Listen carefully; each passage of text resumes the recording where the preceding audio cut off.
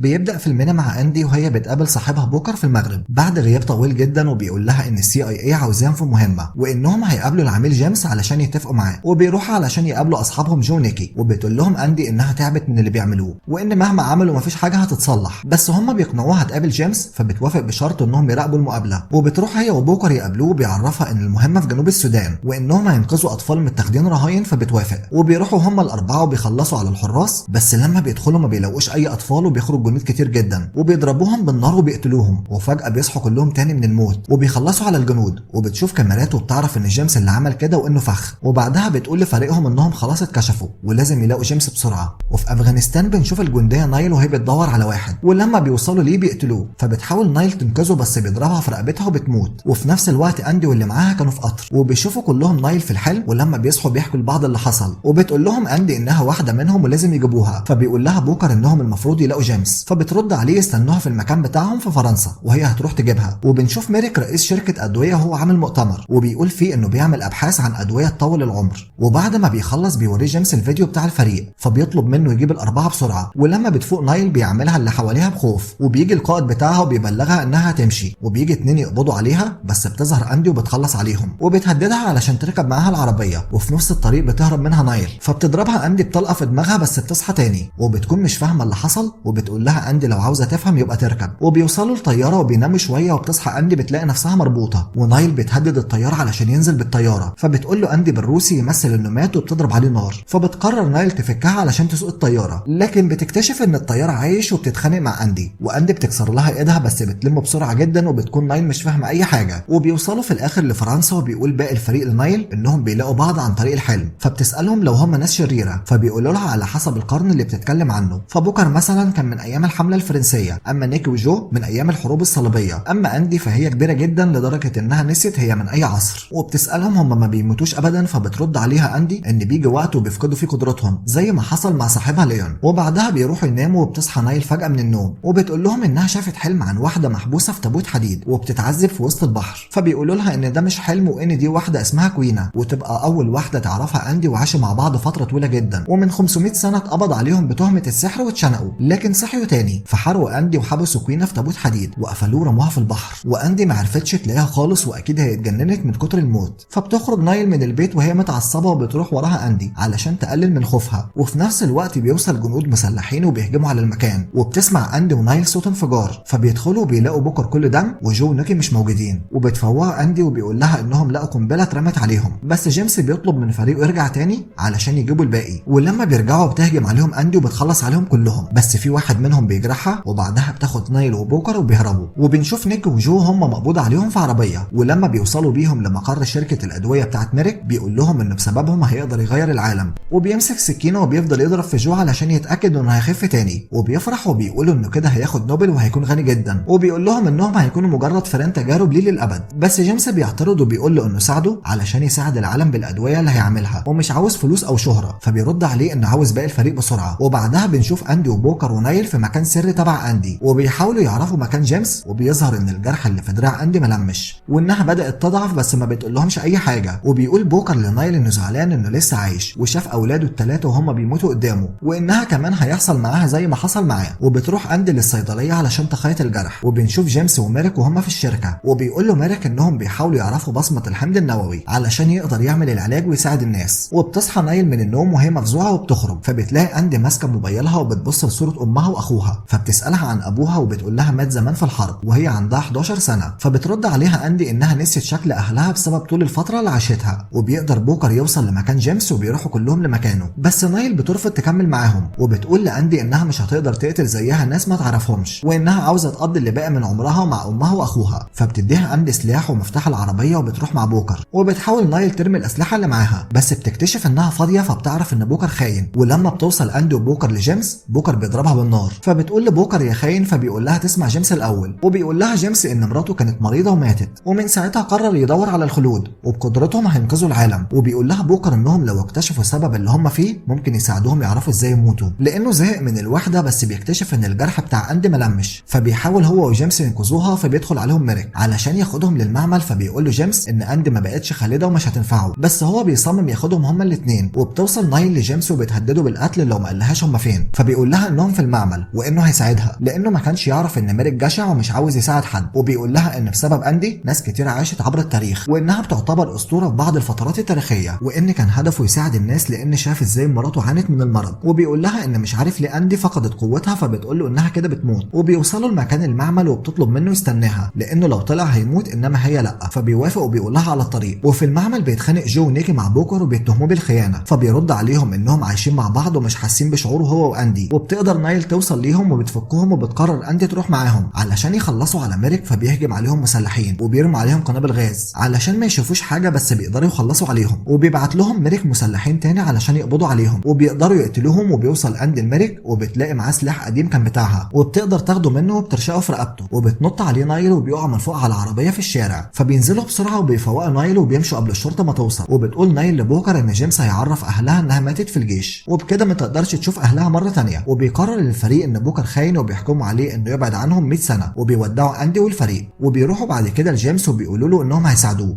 علشان يكتشفوا اللي عندهم وينقذوا العالم. وبعد 6 شهور في باريس بيحس بوكر بحركه غريبه جوه شقته، ولما بيدخل بيلاقيها كوينه اللي كانت محبوسه في تابوت من 500 سنه، وبتقول له انها مبسوطه علشان شافته اخيرا. ودي نهايه فيلمنا النهارده. ما تنساش اللايك المتين والاشتراك في القناه وتفعل الجرس علشان توصلك كل ملخصاتنا. اشوفكم الفيديو الجاي.